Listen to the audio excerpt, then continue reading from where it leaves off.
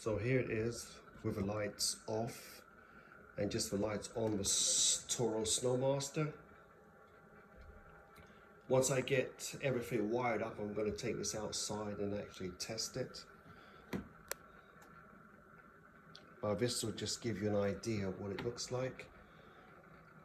And the lights, you can see the lights from every angle except for the rear.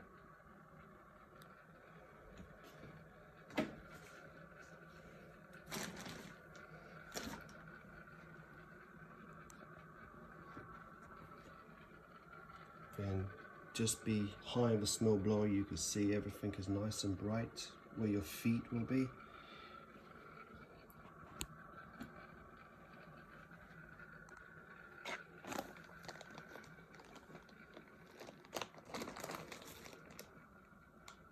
This is just an Alpina light that I picked up, that I hadn't used this one, so I just took the cover off, painted it, the front cover, and then put a diffuser over the lens. But yep, this is the Toro Snowmaster 724 QXE. Once I finish the modifications and all of the installation, I'll do another video. Again, this is Mate from Virginia, and thank you for watching.